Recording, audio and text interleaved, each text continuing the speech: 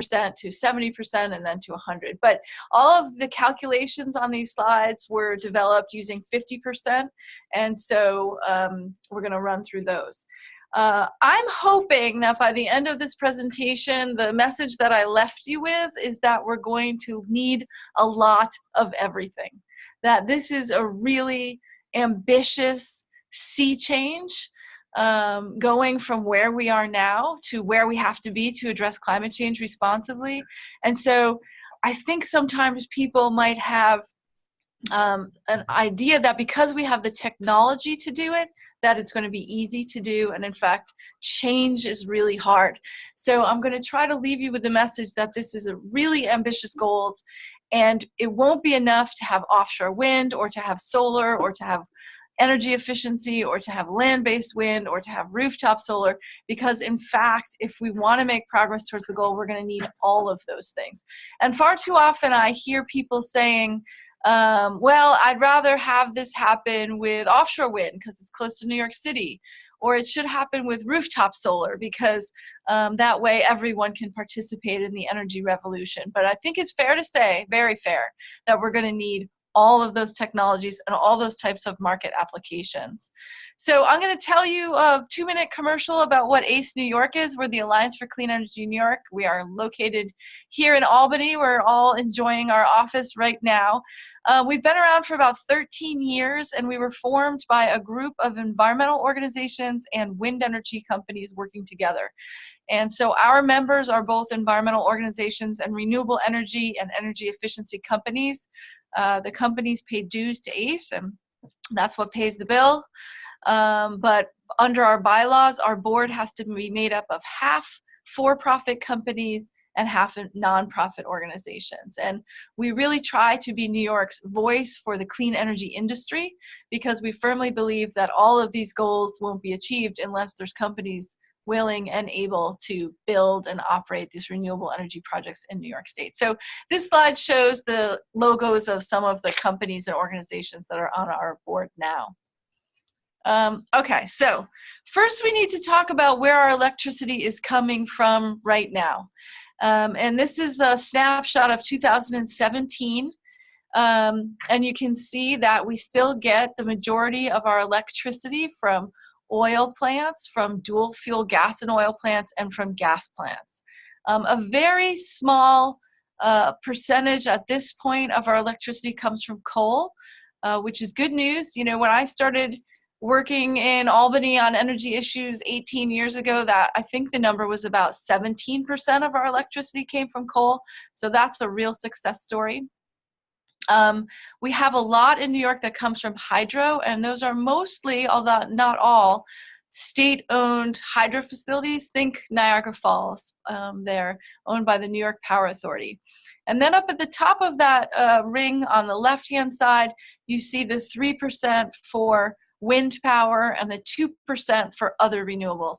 And other renewables includes solar, includes biomass, includes landfill gas to energy projects in that 2%. So we're at about, what's that, 26, 27, 28% renewables in 2017. And our goal here is to get to 50%. Up until this week, our goal was to get to 50% by 2030, and then to 100% beyond that. Now, on the right-hand side of this slide, you see part of the challenge is capacity factor. And it's important to think about capacity factors when you're thinking about electricity. So what this means is that a wind project has 26% capacity factor. That means that it has the capacity, if the wind was blowing at full force 24/7, that would be its full technical potential. But because the wind isn't always blowing, wind projects have a capacity factor of 26%. Your hydro facilities are operating much higher percentage of the time at 79%. Your nuclear facilities have a capacity factor higher than that. Solar is just 14% in New York. If we were in Arizona, that would be a higher number. It's shady a lot in New York, and obviously solar isn't working at night, so our capacity factor is 14%.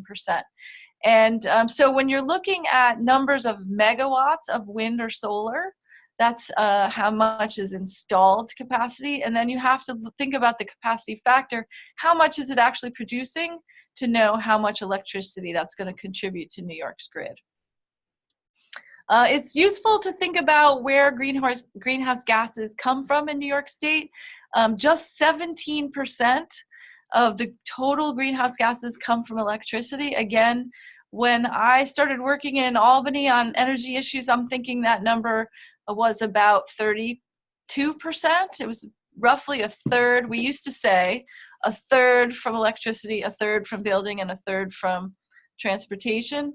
But the electricity portion has gone way down. Why? Because we've made the electric grid cleaner and cleaner, mostly because of that reduction in coal production.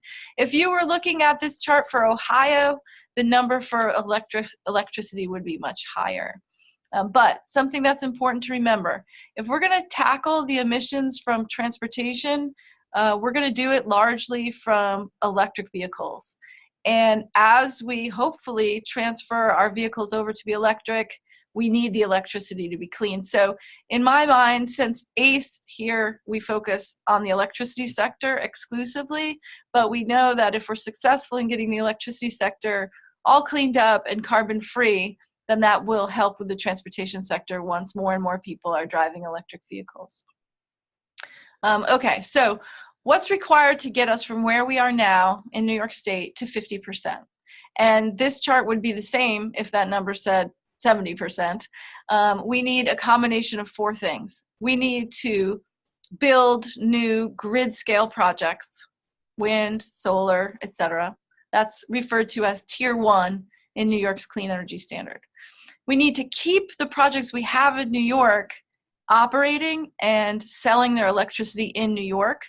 That's referred to as Tier 2 in the Clean Energy Standard. Now, some of those projects, for example, might be tempted, based on the market, to sell their renewable energy credits into Massachusetts because they also have renewable energy goals.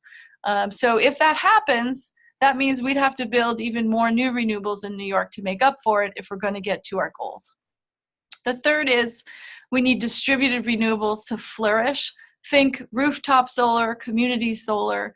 Having those resources distributed across the state, located close to where the electricity is used, has additional benefits above and beyond the fact that it's carbon free. So we do want to have distributed renewables to really grow in New York for all those benefits. And then we also need aggressive energy efficiency. We need to make the pie smaller so that we're all using electricity more efficiently. And our goal really is to have the total amount of electricity used stay flat and decline rather than grow. Now, it might grow if we have more and more electric vehicles charging, which is another goal. And so that's sort of a trade-off that we have to be cognizant of. And I think as advocates we are, that we want beneficial electrification to happen, meaning that you start to electrify heating and transportation. If we do that, the demand for electricity is going to grow, and we can't forget that. So I wanted to spend a couple minutes just explaining the differences between distributed renewables and grid-connected renewables, because throughout the presentation, I'm going to be talking about these different market segments. So distributed energy resources, which I might refer to as DER, if I forget that I'm not supposed to use too many acronyms, usually refers to smaller size projects that are located at the customer site, close to where you're using the electricity. Think rooftop solar. That's the traditional distributed energy resources, rooftop solar. In New York, there's been some policies to try to promote distributed energy resources with some success, with some frustrations for developers. But in the course of doing that, they've started to define community solar as distributed.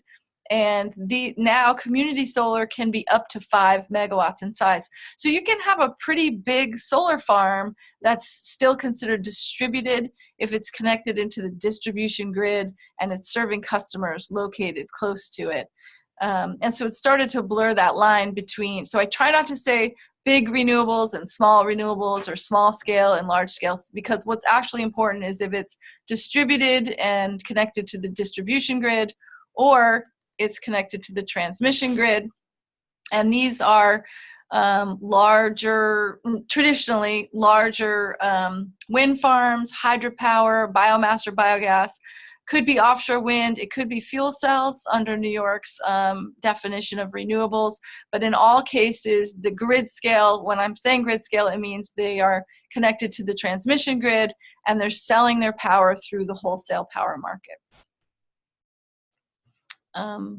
Okay, so to get to 50% renewable energy and beyond, we're going to have to, as we said, keep what we have, build new renewables, and get energy efficiency. And when New York State made its calculations about how to get to 50%, they assumed that we would get a certain amount of energy efficiency.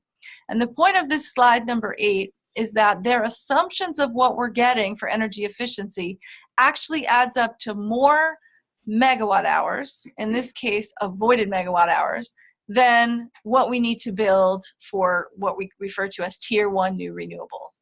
So, I'm just sort of hammering on the fact that we need both. We need that energy efficiency, and we need to build new renewables, and we need to keep what we have.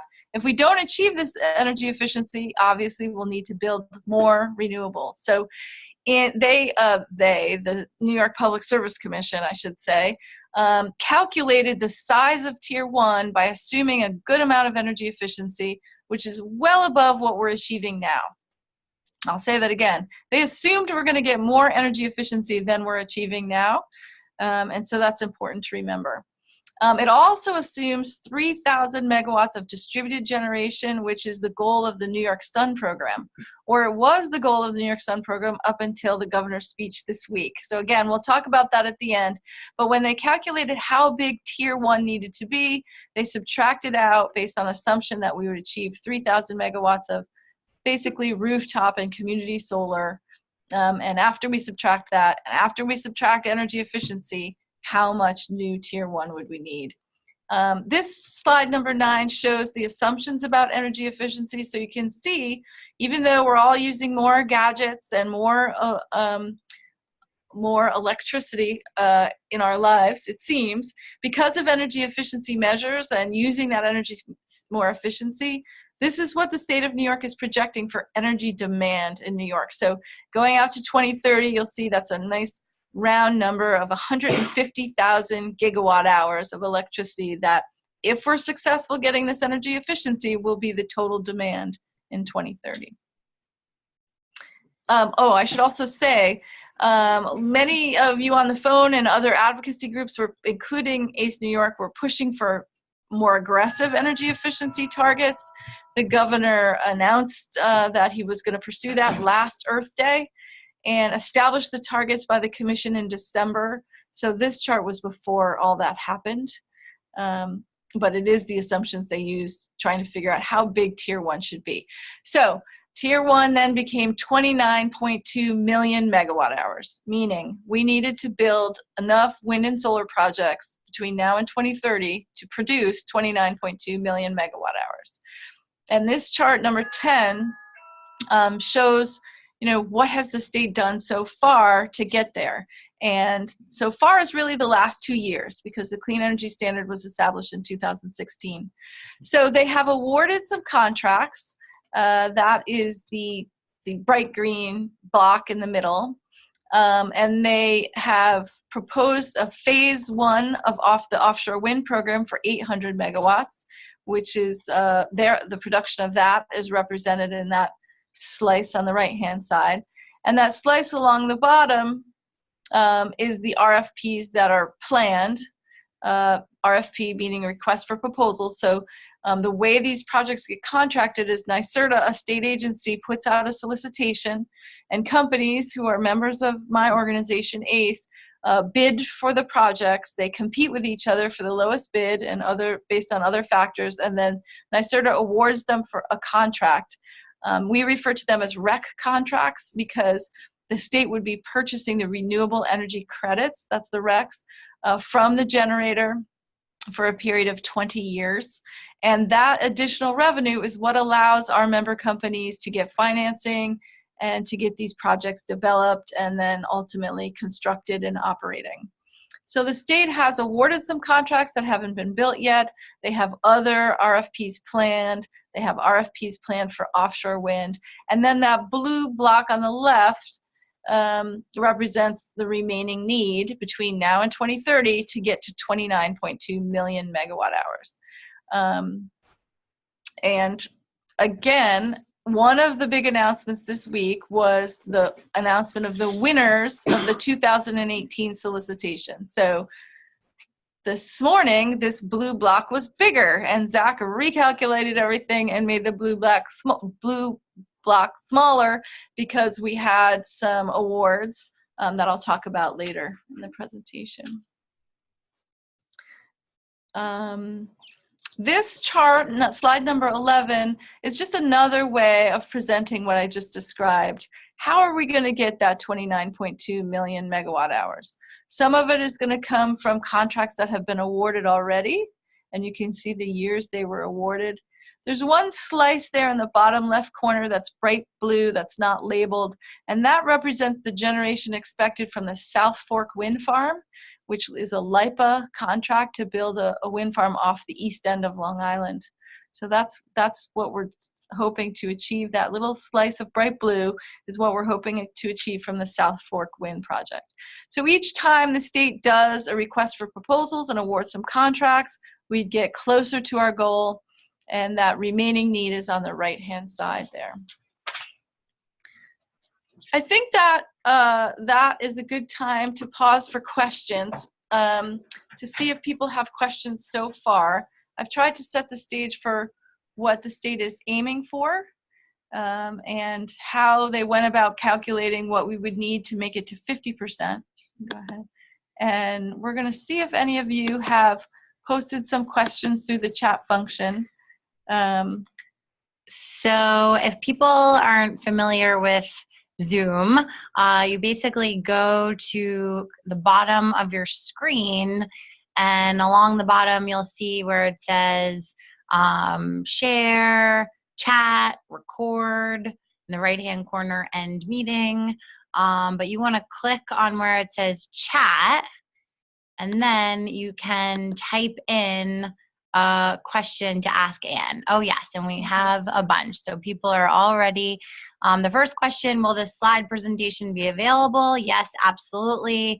I will send an email to everyone who registered and make sure that you have a copy of the recording and of the PowerPoint. Are they looking at this then? Michaela, can you see us? Yeah. Okay. Just wanted to know. We can probably That's okay. find, yeah. So do you want me to read some of them? Or do you want Yeah, whatever you... The next comment is, thank you for this important message. It's going to take everything to get there. It absolutely will. Thanks for that.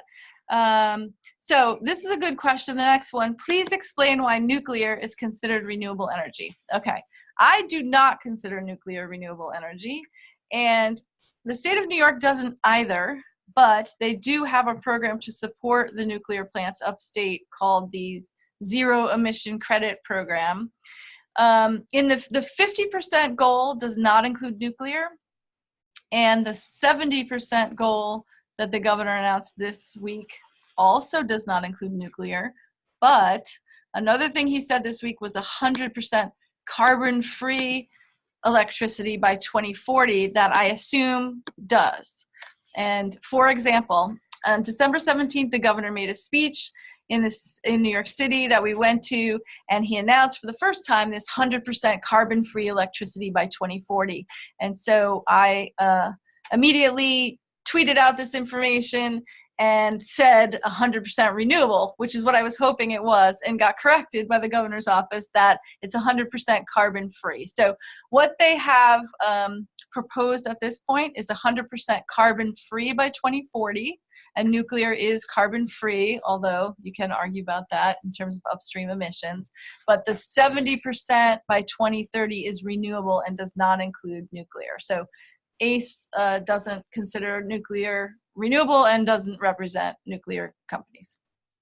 Was that too long of an answer for that question? I think that was a very thorough and excellent response. Okay, let's see what's next. A lot of good questions.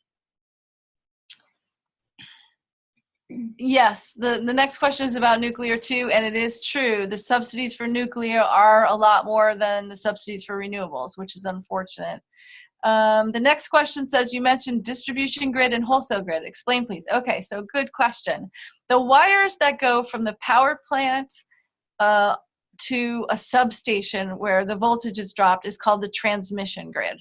So that's the transmission system. If you've seen the high voltage, higher wires are the transmission grid, and then they step down the voltage and then send that electricity from a substation to your house, and that's the distribution grid. So the transmission utilities and the distribution utilities is the same company usually. So say you live around Albany, National Grid owns the distribution system and the transmission system. They do not own the power plants, but your grid connected, what I refer to as grid connected renewables, are connected to the transmission system usually and sell through the wholesale market.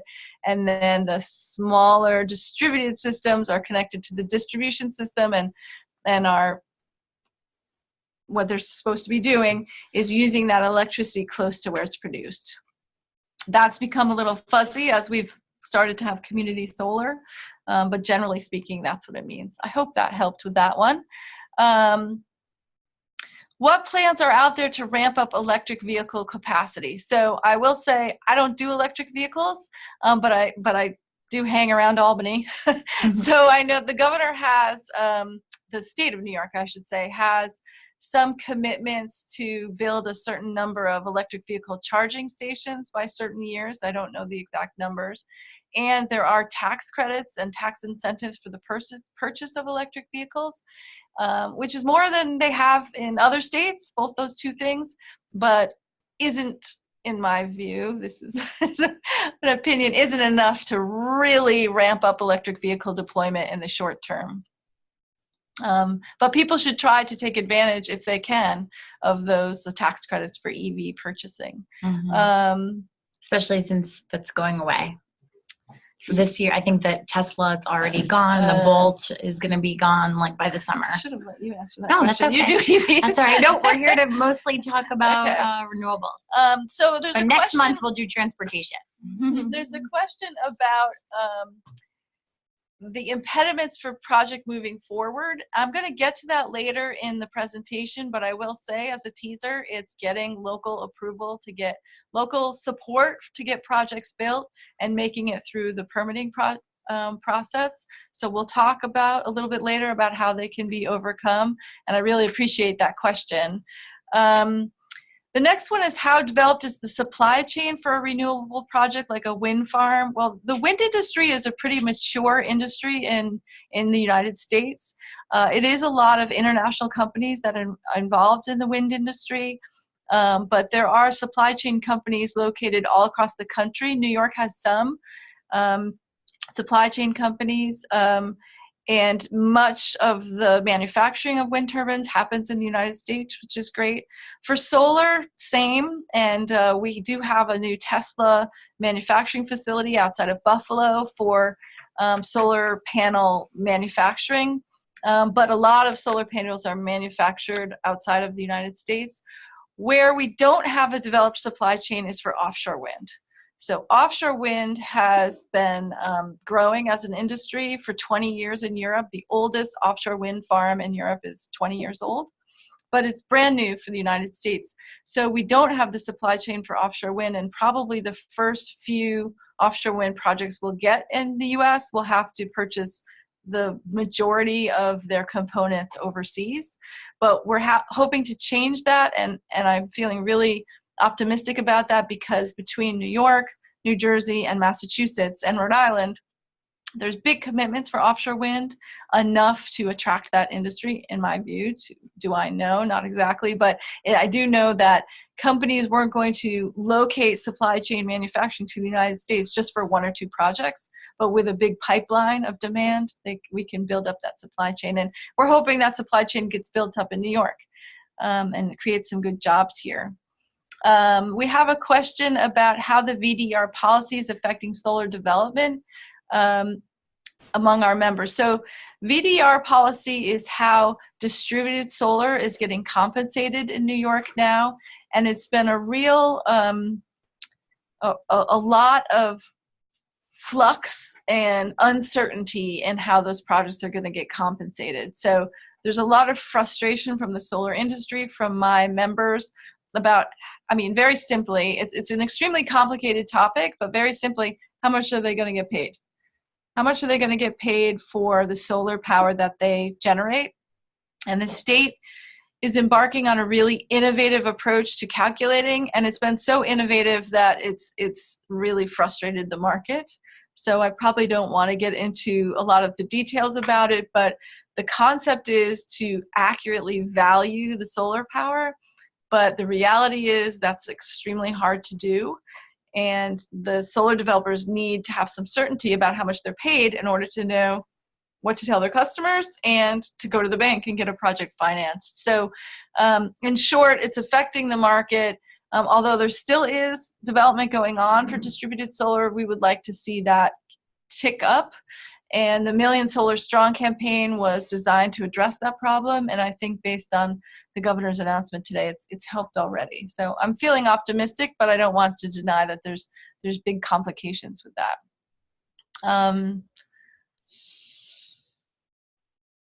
There's a question about, are public sites available from New York State agencies to monitor the goals of the Energy State Plan? Not a great one. The best one to go to is NYSERDA, and they have committed to having an annual report on clean energy standard progress, but the first one hasn't come out yet. So we can't really say how good it is, but I do know that our friends at NYSERDA are working on it. Okay, so here the next question is about NYPA, and then maybe should we turn back to the presentation? Sure. So we'll do this last one, and then we'll try to remember which question we. Oh, and let's just clarify that ACE does represent companies, not just wind companies, but other types of renewable energy developers too. I did a bad job explaining that now that I'm reflecting. So first, the NYPA question. I don't have a great answer to this one. The question is, how is NYPA and its Economic Development Corridors program a partner in our goals? Well, NYPA operates hydro, and which is the biggest source of renewables in New York. And they did say that they were going to procure renewables in order to help achieve the 50%. They put out a solicitation and then never announced any projects that they were buying. And NYPA buys power on behalf of its customers, and one of its biggest customers is the city of New York. So I'll use that as an example. A few years back, New York City committed to 100% renewables for its own electricity use, like the municipal electricity use. And they buy their electricity through NYPA. So we were hoping that NYPA would buy a lot of renewables on behalf of the city of New York. And that hasn't happened yet, and I'm not in the position to know why, but I wish it had. And that would be a great way that NYPA could help us reach our goals. NYPA does a lot of energy efficiency programs. They run an interesting program called K through Solar. K-Solar, yeah. Yeah. The name always made me laugh. To give technical assistance to schools that want to go solar. So they do a lot of good things, but we are hoping that they would start buying renewables on behalf of their municipal customers, like and the MTA, for example. That would be great. But they're not doing that yet. And then I'll answer this question about ACE. So we have members that are engaged in wind development, solar development, distributed solar and grid scale solar, fuel cells, hydropower. I've got one sustainable biomass company, offshore wind, and energy efficiency companies. So we started 12 years ago focusing on wind, and over those 12 years have really grown. Yeah, and I did mention too that our board had 50% for-profit companies and 50% nonprofit organizations on the board.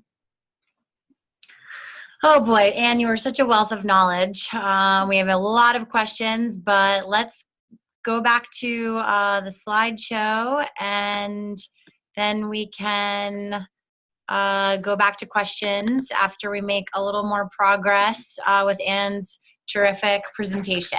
Okay. Oops. Oops, sorry. Just one moment. We're getting up the slides so I can see them. Although, oops. Okay, there you go. Is this on the screen now? Yes. Mm-hmm. Okay, folks, I'm buzzing through these slides to get to where I was before. We talked through how New York calculated what we would need to get to 50%. Okay, so a question that I often get is, what types of technologies are going to get us there? Is it going to be all wind? Is it going to be on solar, all solar? What's it going to be? So the state of New York did a cost study when they were designing the 50% clean energy standard. And they did basically assessed through a model how much each of these technologies costs and where were potential sites to put them. And given those factors, what would be the likely mix of technologies that we would see?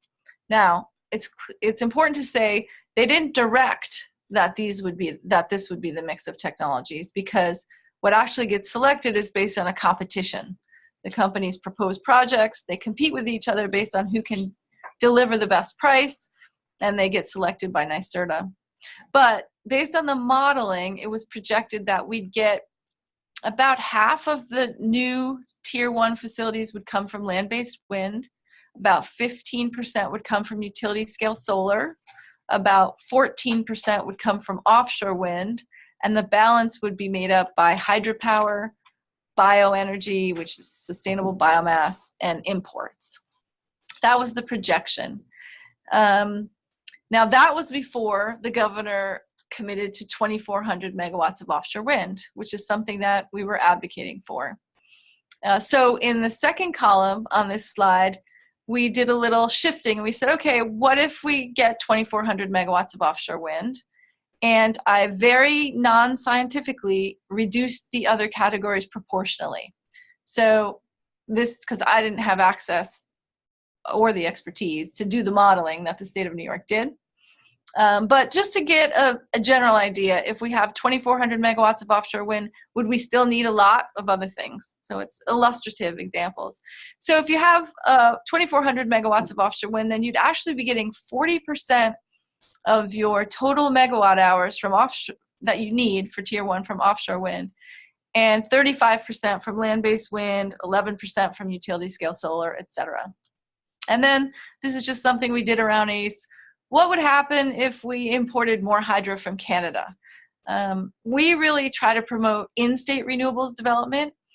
Hydro from Canada has no carbon emissions, so from that perspective, it's just as good. But we promote job creation in New York State, and we're trying to boost renewables production in New York State. But there is a proposal to build a new transmission line down from Canada. It's actually been around for years. Whether it will ever happen, I do not know. But if we did, we wanted to look at, would we still have a market for land-based wind and solar? And we would. And then these final two columns say, under these scenarios, scenario 1 being the yellow one, the cost study, how many megawatts of each technology would get built?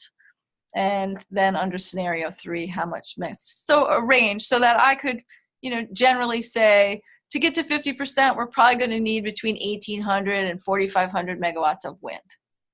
And I think that's the takeaway message from this slide. The next slide has the gigawatt hours. So that's the actual electricity production under these different scenarios. And we don't need to go through all of these, but I think it makes the point. We're going to need a lot of everything, which is my general message. Even if you have more hydro imported from Canada or more offshore wind, you're still going to need a lot of the other technologies, even if it's less so. This slide 14 does this by percentages. So in each of these scenarios, what percentage of the electricity you need to create is coming from these different technologies. So even if you have a lot more offshore wind, you're still getting a significant percentage from the other types. And then we wanted to, just talk today about what that looks like. It's tough for people to get a sense sometimes about what we're talking about. So 2,400 megawatts of offshore wind would be 400 turbines, 400 wind towers out in the ocean, if they were 6 megawatt turbines, which are big, by the way, and are much bigger than what you'd have on land. They're moving in Europe to 8 megawatt turbines, and obviously then you'd need less of them. And General Electric is actually still doing research and development on a 10 megawatt turbine, which is big. I mean, I've never seen one. But, you know, just obviously if you had a bigger turbine, you have less of them to get to 2,400. I talked about that 1,000 megawatts of hydro was put in as an option just in case that cable from Canada gets constructed. And let's talk about grid scale solar. So right now in upstate New York, you have exactly 0 grid scale solar. So you haven't seen any because it hasn't been built yet. And as we'll see in a later slide, there's 80 grid scale solar projects proposed for upstate New York. And so that's a big change going from so far we don't have any to 80. So 1 megawatt of solar would take about 6 acres. New York State has about 30 million acres of land.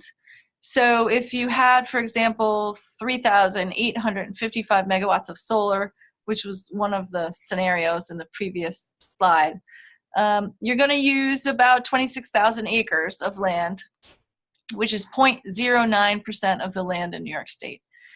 So, you know, just to think about this, when people say things like, in order to get this much solar, we're going to have to cover New York State with solar, that's not actually true. It's going to be a small fraction of the land of New York State. But if you happen to be the person who lives next door to where they're building the solar farm, you know, it has a major impact on you, and it doesn't make you feel any better if we're using only 0.09% of New York State land. But I do think it's important to know that, you know, New York is a big state, and we're not talking about using 1% or 10% of the land for solar. And then one of the options in the previous slide, one of the scenarios would call for about 4,500 megawatts of new wind power.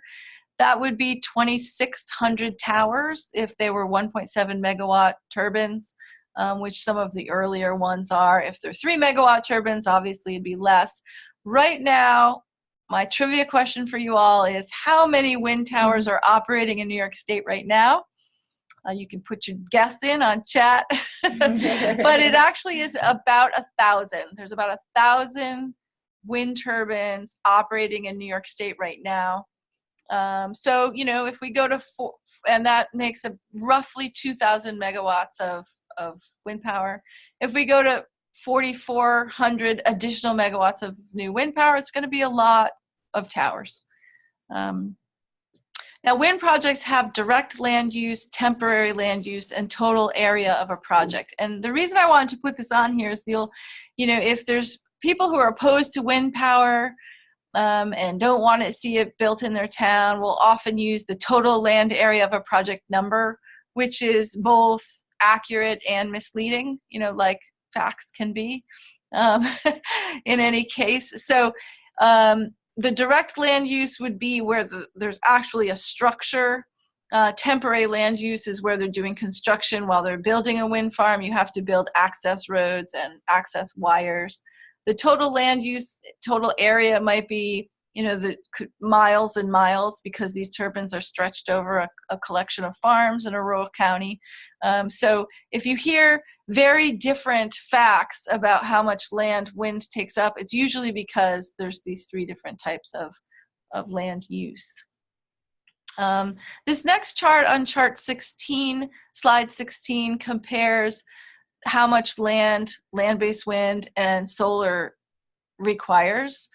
So in terms of direct land use, like what land is covered when the project is done, solar will use more, obviously.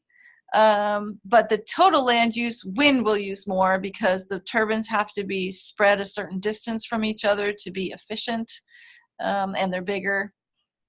So, you know, they have some trade-offs there. In the case of wind, you can farm your land right up around the wind turbine. We have a lot of beautiful pictures up here in the office of animals grazing around wind turbines, or crops being cultivated right up around wind turbines, and it represents an excellent revenue source for New York State farmers. Solar is, maybe less controversial in some places, or at least it used to be, because you couldn't see it from a far distance and you can shield it from view, but it does cover the land. And so there's a lot of research going on about how to co-locate agricultural operations in solar. Can you graze animals right up around the solar? Can you do certain types of plantings around solar that would have other benefits? It's an interesting area of research. So this slide 17 is about the history. So New York had a renewable portfolio standard for 10 years. We were aiming for 30% renewables by 2015. They did annual solicitations where NYSERDA, a state agency, would put out a request for proposals and enter into contracts. 75 projects were built that way. We ended up with 2,076 megawatts of renewables. Most of that was wind. We ended up with about 5,357 gigawatt hours of annual contracted generation. This was all really good progress, especially considering in New York State we were essentially starting from zero at that time. But it's important to know that this pace of development is not going to get us to 50%. That in order to get from where we are now to 50%, let alone beyond 50%, the state would need to procure about 4.5 times the amount they did for the last 10 years, last 14 years to the next 14 years to get us to 2030. You really are going to have to accelerate contracting and construction of renewables to have any chance of getting close to 50%. So what's proposed in New York now? This is based on December 31st, 2018. The ISO is the organization that runs New York's electrical grid. Their offices are up here in Rensselaer across the river from Albany. They run the market, and they are the ones who run the process where a new power plant connects to the grid, which is a very involved and complicated process, as it should be, because we all depend on the grid for reliable electricity. So they're the ones who maintain this queue of proposed projects that want to interconnect. Right now there's 36 wind projects proposed, 80 solar projects proposed, and 22 energy storage, those are batteries, proposed. Now, as you see, 36 wind projects add up to more megawatts and more megawatt hours than 80 solar projects. The wind projects tend to be bigger, and they have a higher capacity factor, which we talked about in the beginning of this presentation. So they are producing electricity a higher percentage of the time, and they tend to be, in this case, somewhere between 80 and 100 megawatt projects, whereas the solar projects, not all of them, but the majority of them are 20 megawatts. Offshore wind is not included in this list. Oh, we got to talk about the map. Now, let's see if I can successfully do this. What we're going to try to do now is link to a very cool map. A map that shows proposed renewable energy projects in New York. So if you bear with us, we are going to try to get there. And we can also just send a link to when we email everyone if we're not able to do this now, but Etta is giving up too early, and Zach is getting the map on the screen. Zach is so persistent. Okay.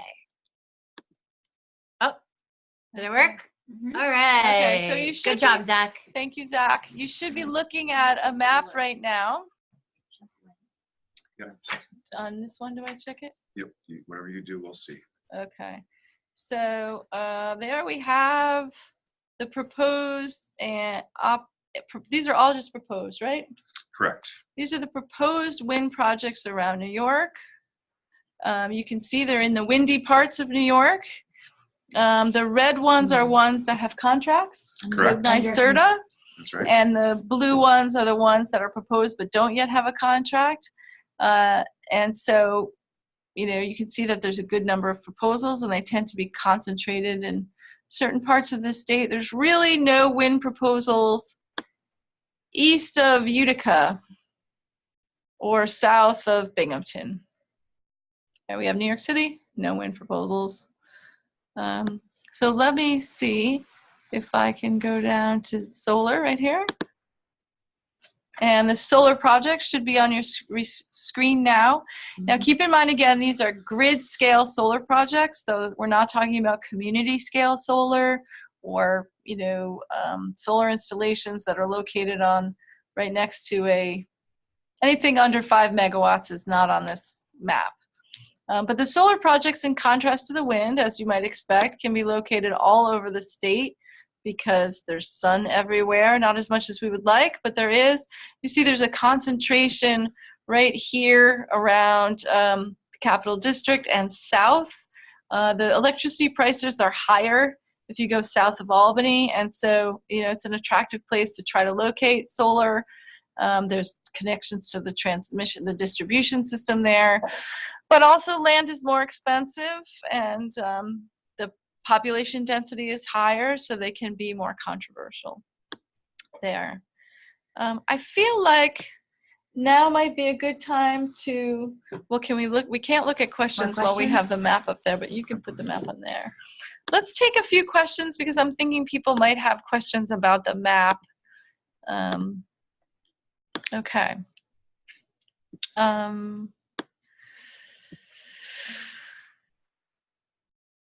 So there's no, it was in the right place. So there's a question about human resources needed for these types of projects.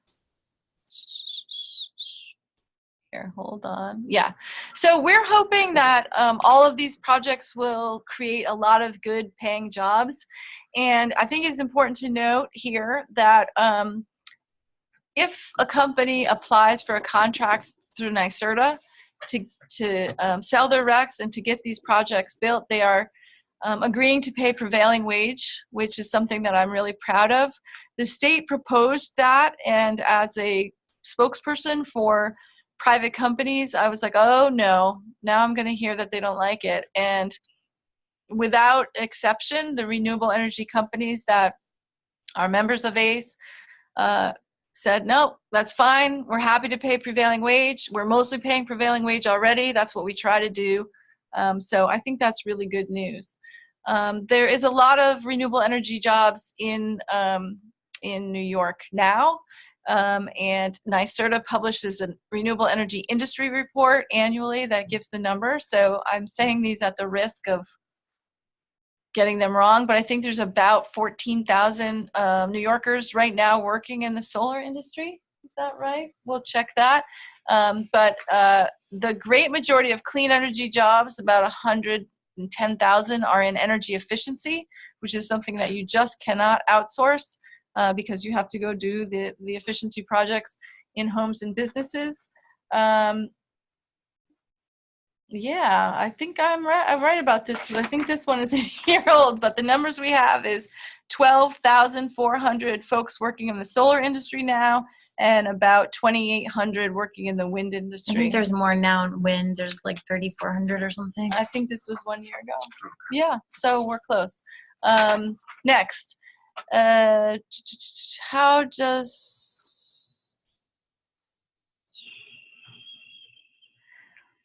sorry for the delay. I'm reading these. What legislation do we need to make these goals mandatory? Okay, so that's a good question. Trivia point, New York State is the only state in the country where the renewable energy standard is not in law. That was established by the Public Service Commission. We have a very powerful public service law in New York State that gives them the authority to do this, and we never really could get legislation through the Senate. So we have these great ambitious renewable energy goals, but none of them are in law. In contrast, California's goals are in law. So I'd love to see a piece of legislation that just establishes the actual goals with a ramp up saying, this percentage this year, this percentage the next year. That would be very welcomed by industry. Of course, if you did a bill, there's lots of other things you could do in there too, but that would be sort of a very straightforward and simple approach would be to establish the goals themselves in law. Hasn't happened in New York State. Next question, no tidal energy currently in the mix, but it may appear later. That's true. It actually, tidal energy is eligible for the renewable energy standard. It's listed among eligible technologies, but so far we don't have that in New York. The next question is about a transition path for fossil fuel workers. That is not something that ACE New York focuses on, but there actually was an announcement on that in the State of the State, and I have it on a future slide, something that the state is providing for that. The next question, I saw a barge carrying huge wind blades coming down the Hudson that were loaded in Albany. What was that about? Hope these wind blades are big, and many of you, might have seen them traveling on the thruway sometimes. They require flagging and extra vehicles. It's easier for them to be traveled by water. I don't know what where those ones were headed. But the port of Oswego, for example, got a lot of business when a few years back a bunch of projects were being built in upstate New York. So they are big and hard to move. But that must have been for a project under construction.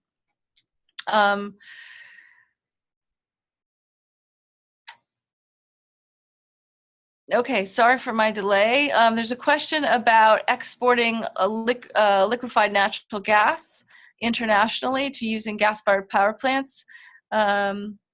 If the U.S. had a lot of construction of these types of plants, are there plans for more stringent regulations to slow these so-called bridge facilities? In New York, there are more stringent emission standards for gas-fired plants than in other parts of the country, but they are not at a level that would preclude the construction of efficient natural gas plants. It's not something that I focus on, but if the question is, are there regulations that would prevent gas plants being built in New York, the answer is no, put it that way. Now, the next question comes from Lorraine, who says, New York State's goals are sometimes alternatively stated as clean, renewable, and renewable. I wonder how you think the inclusion of biomass combustion meets the clean standard. Okay, this is a good question, and you're going to get a bit of my opinion in here.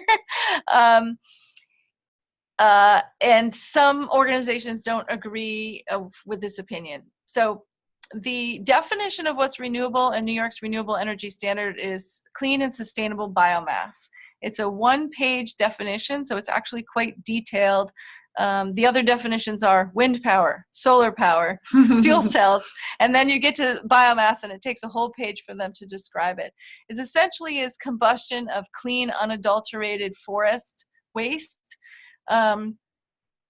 So I personally think that they've drawn the line in the right place. There are no proposed biomass combustion facilities in New York State, but there are some operating. They tend to be in the North Country, and they tend to take forest waste from logging operations and use them to produce electricity. And so it's something that I feel comfortable with. It is still combustion. There are still carbon emissions. And, on one side of that argument is that they are offset by the fact that it was sequestered in the trees originally. Other people don't buy that argument. We could have a whole webinar on that. But I think maybe we will. And maybe we will. But I think the most important thing to note is that it's really not a impending problem in New York State because there's no projects proposed. And what we do at ACE is we have a position on what we include in renewable. We don't include nuclear. We don't include, for example, municipal waste combustion, but we do include sustainable biomass, the definition that NYSERDA has adopted. The next question is geothermal energy involved in your organization or this effort? We don't have geothermal members, but there's an excellent organization called New York Geo that does. They do great work, and they've really been successful in the last couple of years getting the administration to focus on geothermal to replace oil and gas heating in homes and buildings. So they're not so much for electricity production, which is what I focus on, but it's a great technology and something that's really going to have to take off to get to the goals of 80 by 50 economy-wide greenhouse gas emissions reductions. The next question is from someone who says they live in upstate rural New York. They've got tons of fallow farm fields and farmers who are willing to put in solar. But I've been told that the grid in the area can't handle the solar. What's being done to build out the grid in areas that are ripe for DER development? Well, that's an excellent question. And I will say that the way the system works now is if it's in a location where the grid doesn't have adequate hosting capacity for DER, then the developer has to pay to enhance the system or upgrade the system to be able to handle it. Or it could be that the location happens to be far from an appropriate place to connect. So I hate to say it, but I think the answer to that question is nothing, unless the developer can build the transmission upgrades and still have a profitable project. If they can't, it's not going to happen under the system we have now. Another question, I don't believe you mentioned geothermal. That's true, but for the question I just answered, we focus on electricity, but it's absolutely key technology to getting to economy-wide greenhouse gas emissions reductions. Again, a future online teach-in. We will certainly delve into that, and we have a coalition we've been working with for the past couple of years called Renewable Heat Now, renewableheatnow.org. I can find tons of information. Is the map on the screen now? Or Yeah, yes, yeah. the map. Okay. That's what everyone else is seeing. Okay. So the next question is, do these figures of how much DER is needed take into account the expanded need of electric because of electric heating and transportation? No. That's a good question. They projected electricity use out to 2030. They assumed a bunch of efficiency.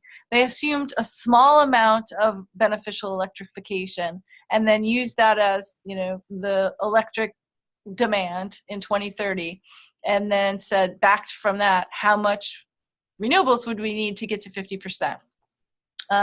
So it does not assume a real dramatic increase in electricity demand because of EVs or because of geothermal heating. But it is based on percentage. So if that happens, then the percentages affect. The next question is, why isn't grid scale solar getting built? So there's a lot of proposals for grid scale solar. And as you see on the map, there's, a good amount of grid scale proposals scattered around New York. Right now, they are winding their way through what's called the Article 10 siting process. It's very time consuming. It's got some bottlenecks in it. But once, if and when they make it through to the other side of that process, we can assume that some of these projects will get built. So the first contracts for grid scale solar the very first one was awarded in 2016, and now it's 2019. So I don't actually know if that particular project will get built this year, but it would make sense. There are more and more communities across New York passing moratorium on solar.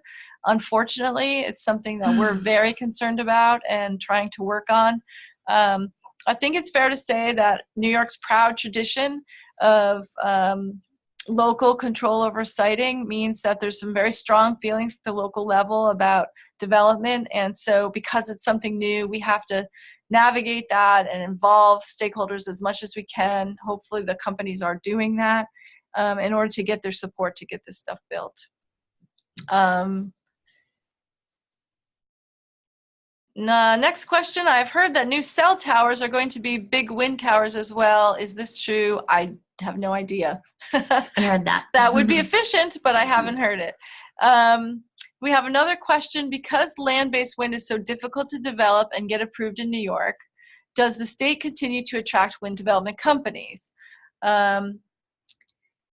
So I would say so far, yes, but as you saw from that chart, there's more solar proposals than wind. And many, if 95% of those wind project proposals were proposed right after the governor announced 50% standard in 2016. So that really worked to attract developers to New York, but it has really plateaued, and no one else has come to propose projects in about the last 18 months, as far as I can remember. And I'm worried that it is because there's been so few projects that have made it to the other side of the permitting process. So the next person says, I have heard that wind is loud. I should have been better prepared for this question. Wind power is not silent. You can hear it. In my opinion, it's not loud, and there's sound standards that are applied to all new wind projects that prevent it from being too loud. It tends to be much quieter than the background noise in a village or city, but it's in a rural area that is very quiet. So if you're located up close to the turbine, you can hear it. But it is the fact that you've heard that is part of the indication that it is an issue that developers have to be aware of and give people the right information, so they're not opposing a project without knowing exactly how loud it would be. I'll put it that way.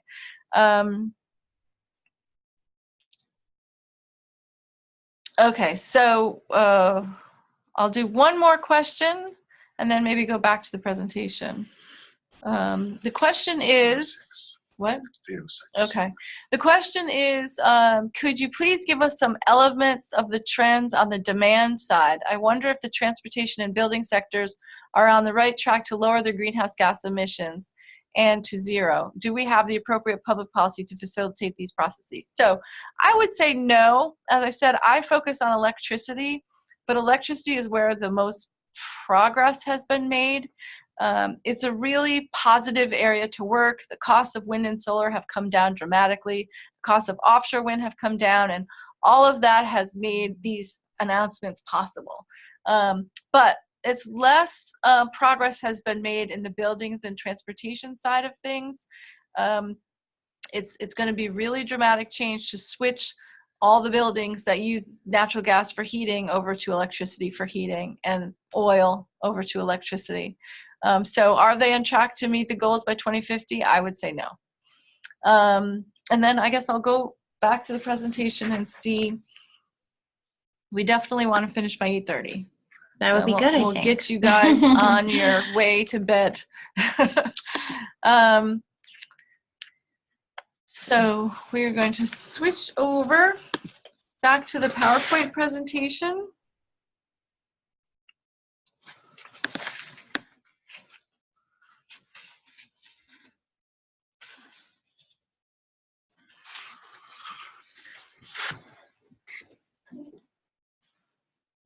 Okay, so here's where we left off when we jumped over to the map and took some questions.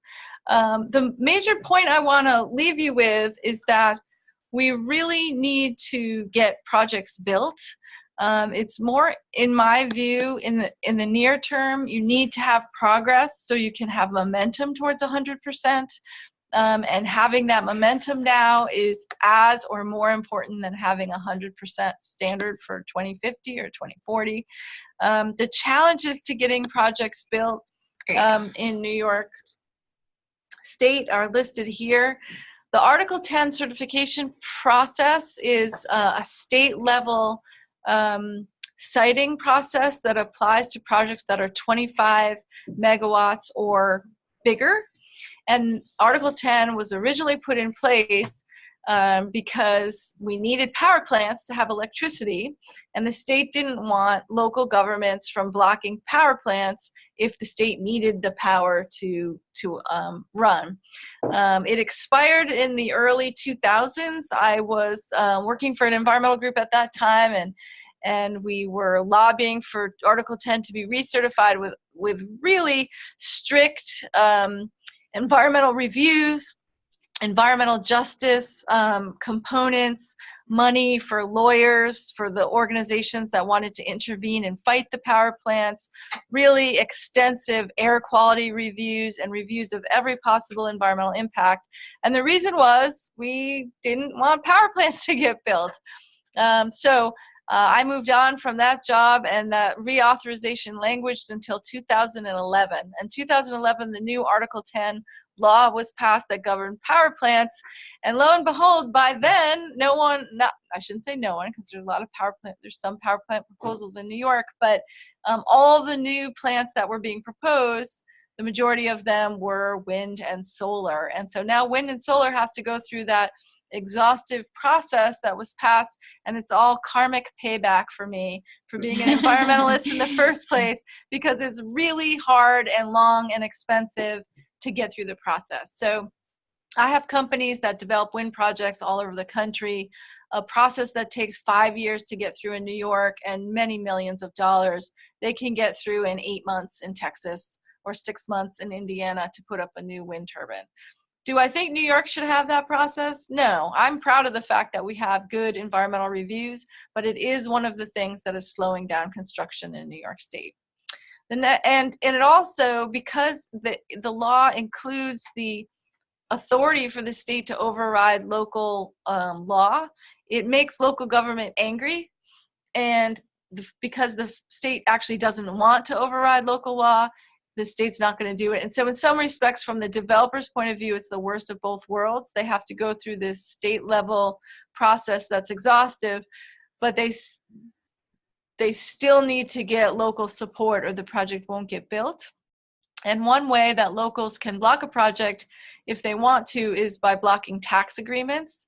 So that's another challenge.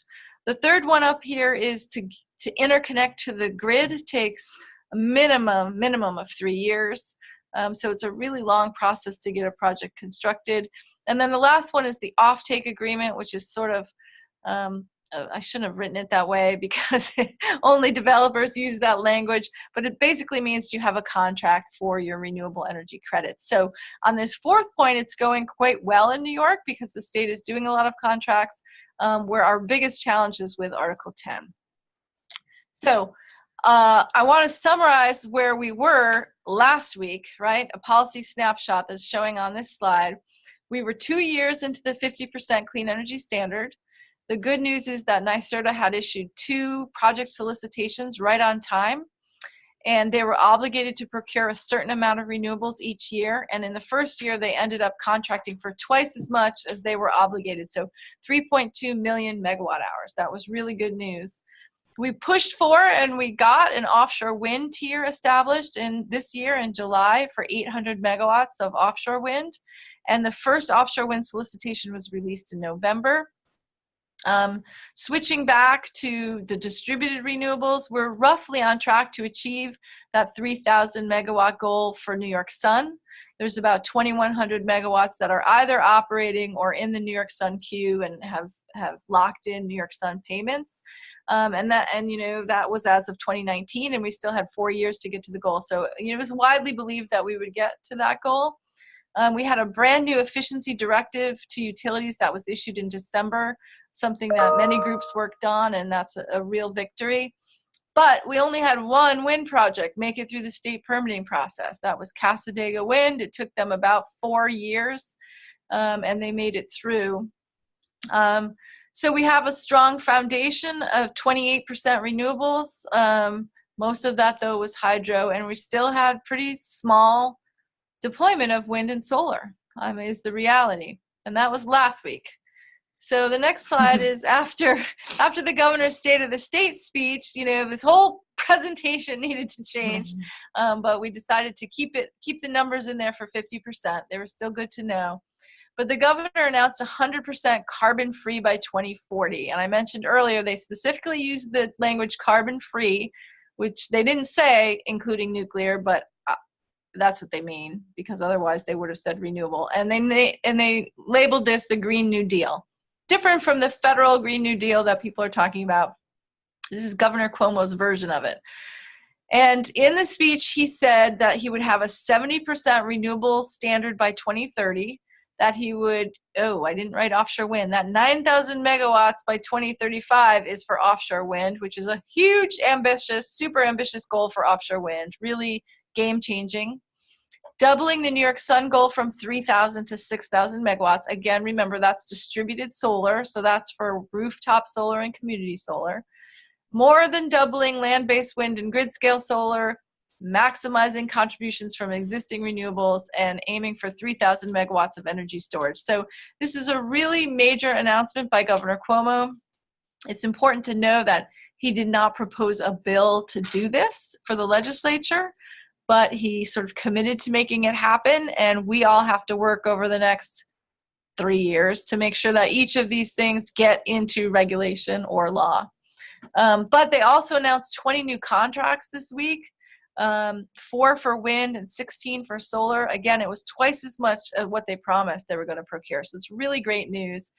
And it signals that they're serious about getting to these goals. If the state of New York was set 100% renewables by 2030, but didn't announce any new contracts, I wouldn't have been happy, because they need to do these near-term actions to show progress.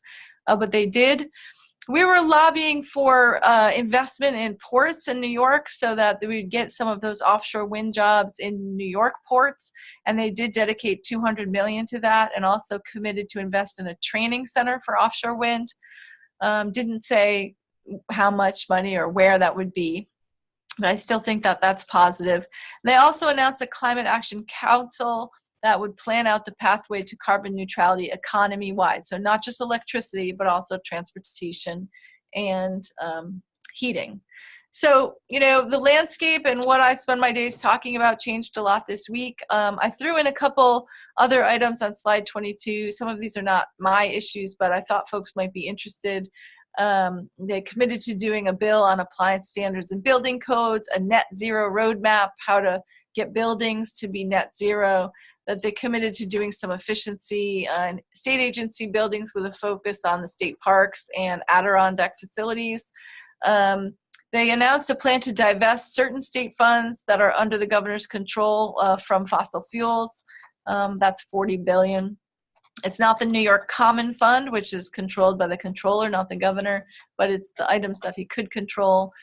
Some carbon sequestration initiatives for agriculture, forestry, and something called the Carbon Works Boundary, which I'd never heard before, and I think means they're going to do research on carbon sequestration. And they have an environmental justice and just transition, that I spelled wrong, working group. Someone asked about transitions for fossil fuel communities. This is a working group that's supposed to have been tackling these issues. It was announced by the governor last year, and they're proposing to put it in law, so it would continue. So that was the end of my slides. And how many minutes do we have for questions? 13 minutes, Anne. Okay, so before we take a question as we're switching over, I wanted to this is where I ask for a favor. So I hope that you've gathered from this that New York has really made an incredible amount of progress on the policy side. We have great goals, we have ambitious goals, but we're having trouble getting projects built. And if projects don't get built, it's going to make it so these goals don't matter, and it's actually going to convince people that the goals are impossible to meet. So what would help in getting these projects built is to have people like yourselves supporting them. So I urge you to use the link to the map, or otherwise find out what solar or wind projects are proposed near you. And that map, again, was about grid scale, and they need a lot of help. But if there's none of those near you, it could be a community solar proposal. And speak out in favor of that proposal, or go find the facts. When people talk about the land use or the sound or the wildlife impacts or any other issues, find out what the facts are. Anytime you build something, it has impact. So I don't want to deny that there would be some. In my view, the majority of the time, it's worth the trade-off if we can get cleaner air and climate responsibility. But I hope you would feel the same, or at least find out the facts and decide for yourself, and speak up in favor of these projects in your community. If there are no proposed facilities in your community, see what you can do to attract a community solar project. You can go to your church, a civic organization, your municipality, and say, let's try to get a community solar project located here. There's developers that would be interested in doing that, and having a group of citizens or organizations band together to invest in solar and share the output from the facility. Okay, questions. How can you talk of okay, here's one question. There's a solar farm near Narrowsburg, near Binghamton, and I don't see it on the map. So that could be because it's a project that's less than 5 megawatts. I'm not sure. I don't know about that project, but either it's less than 5 megawatts and so it's not on that particular map, or it's so early in its development that they haven't applied for an interconnection to the grid. What percentage of electricity entering the Con Ed grid into New York City will be wind and solar, given that most of the wind and solar sites planned are way upstate? So this is a good question. Right now, upstate electricity is much, much cleaner than Con Edison and LIPA electricity. In fact, the grid operator of the ISO publishes a report, and they refer to it as a tale of two grids, where the upstate grid is much cleaner because we have hydro and wind. That will change as we develop offshore wind, and it's one of the reasons that we feel that developing offshore wind is so important. If we get to 9,000 megawatts of offshore wind, there's going to be very clean electricity for Con Edison, but that's not the situation now. And unless we have offshore wind, we would need better transmission into the city to get the upstate wind into New York. But it's an important issue. What is the timeline for construction of wind and solar plants? So the whole development process takes years. And so you've got 3 moving parts. You have to try to get a contract, you have to get your permits, and you have to get an interconnection agreement. Once you have those things and you start construction, it can usually be constructed in 1 season, but it does normally have to be done in good weather and unfrozen ground. So from start to finish, some of these projects take 5 or 6 years for the whole process. The construction usually happens in a season. Okay, the next question is, what role does the utility company like Con Edison play in the procurement of renewable energy? I asked due to the state procurement entity you mentioned. This is a really good question, and I should have said it. So the way the system works is that a state agency, NYSERDA, enters into these contracts and buys the renewables from generators. But they need to get the money to pay for those generators, and the way they get it is by selling those RECs to utilities. And the way the state established the clean energy standard is they passed a regulation that required the utilities to buy RECs, and not just utilities, but also competitive electricity suppliers. So the Public Service Commission issued an order that says every year electricity suppliers, whether a utility or a competitive company, has to buy RECs, and they can buy them from a generator, or they can buy them from NYSERDA, or they can buy them some other way from a third party, but they do have to buy them. And those RECs cover an increasing percentage each year. So in the very first year of the program, the percentage was 0.034%. So it started out very tiny, 0.034% in 2017. And each year the utilities are going to have to buy more and more RECs. The money that they pay for those RECs goes to NYSERDA, and NYSERDA uses the money to buy the RECs from generators, wind and solar companies, and that's how the system will work. And how are we for time? 5 more minutes. Okay. Here's a question. There's one water turbine in the East River on Roosevelt Island that I saw. The claim is 30 at near a megawatts per. Who isn't this being done? Why? Okay. I do know that there were turbines in the East River as a research project years ago, and I think it got some state funding, but I don't actually know the status of it now. But I can only assume, since I spend a lot of time talking to renewable energy companies, that that type of tidal power isn't yet profitable. Let's see. How about what, there was one about methane that you just went by. Ah, I lost it. No? Yeah, double. Okay, sorry. Burning, okay, someone said burning methane from wastewater plants for power rather than just letting it off into the air. Okay, so actually, if you do methane capture and use it to generate electricity, that is eligible for the Clean Energy Standard. Most of the landfills in New York already do this, and they were doing it prior to the Clean Energy Standard, and they tend to sell their RECs into Massachusetts, as a side note.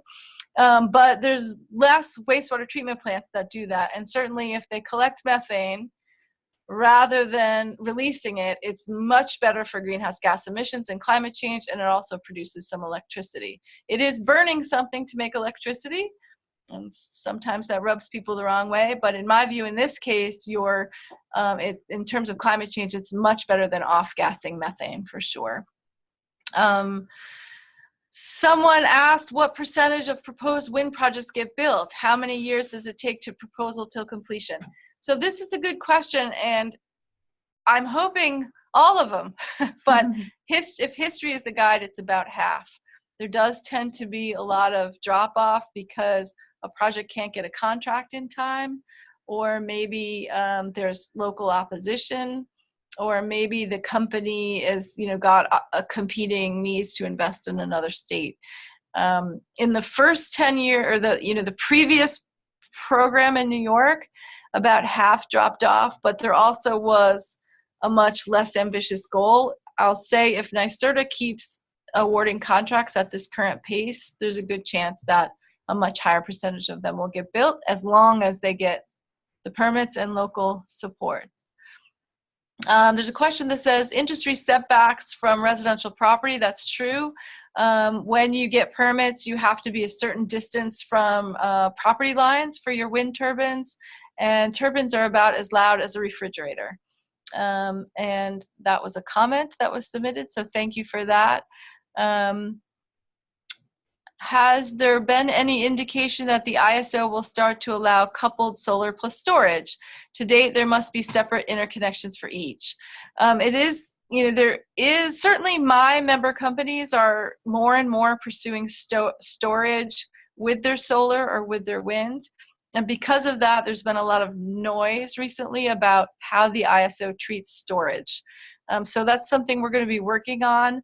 The state is incentivizing pairing storage with renewables, which I think is good news. But yes, I think that the rules at the ISO so far haven't been particularly helpful.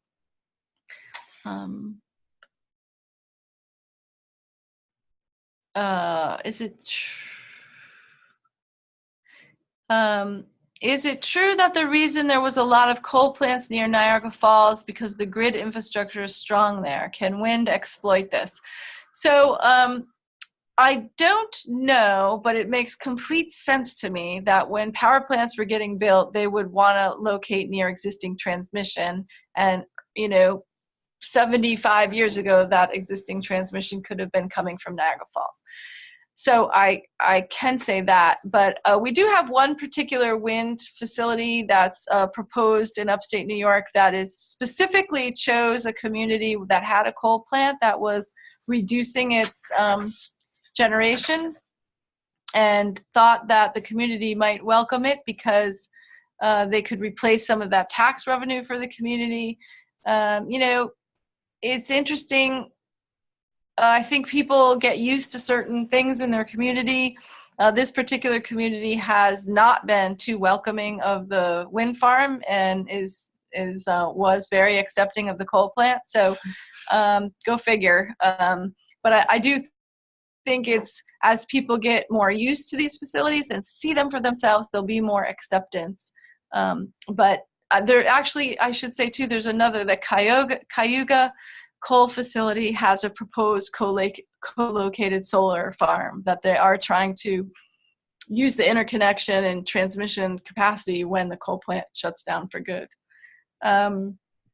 Here we have a question. I think there's a bill, the Climate Leadership Act is proposed in the Article 7 budget bill. That's true. Part of what was released this week by the governor was some proposed bills. One was called the Climate Leadership Act.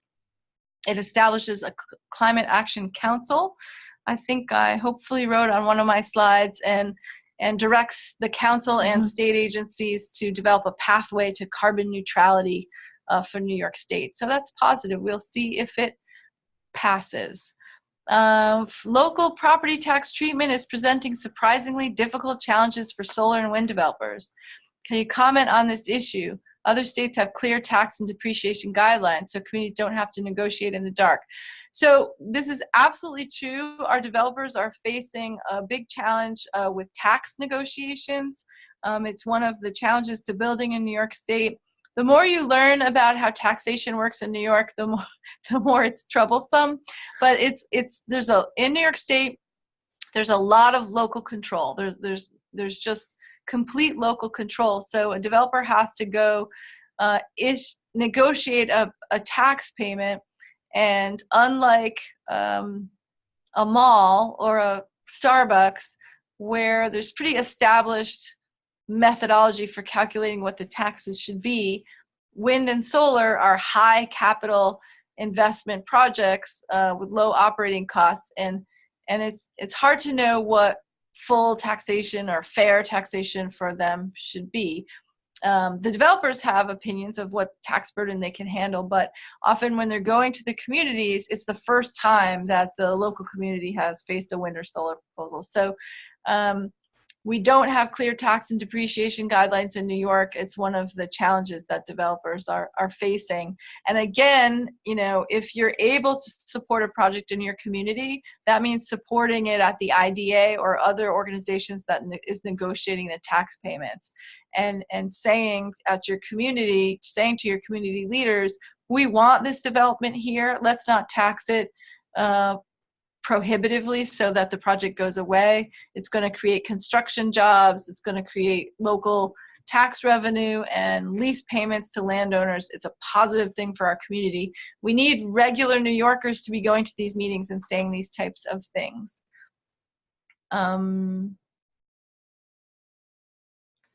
Yes. So I did have a comment. The siting of the planned wind and solar project indicates that very little will be fed into Con Ed grid. Yeah, when you look at the map, that's the message. We need more transmission going down into the city, but we need offshore wind too. And those are the two solutions to that problem. Very next question. What's the solution to increase the percentage of wind and solar source electricity supplying New York City? It's transmission from upstate and offshore wind. Offshore wind, the benefit is it can be located so close to where the people are using electricity in New York City and Long Island. We have a great resource out there. It's very windy. It tends to be windy in late afternoon when there's peak demand of people coming home from work and turning on their lights. It really has great potential for New York. We've spent the last 4 or 5 years convincing the powers that be in New York State of the potential for offshore wind. And we were rewarded with that 9,000 megawatt commitment this week. So it's great news that there's a lot of work to get there. Do you think there's any possibility of doing, I believe it's called interzonal crediting between territories? Yeah, so that's something that applies to community solar and distributed solar, so that if you are in one ISO zone, but you want to be part of a community solar project that's in another ISO zone, it is something that folks have been asking for, and I think it's possible that we'll get there. But that wouldn't necessarily help this problem that we're talking about with New York City. This because that's a much smaller scale, and it would only affect things that were on the line between the zone that Con Edison is in and the upstate zones. It's still a good thing to do, though, and I should say that there was a question I answered before about VDER, which is the value of distributed energy resources proceeding that's been frustrating solar developers. The fact that this week the governor increased the distributed solar goal from 3,000 to 6,000 is great in and of itself, But it's also great because I think it sends a message to the folks at the Department of Public Service that are developing the rules for VDER, of which interzonal crediting is one, that we want more distributed solar. We're not just designing these rules in a way that is neutral on whether or not we get solar or not. We should be designing the rules in a way that gets to 6,000 megawatts of solar. So that's why that's good news.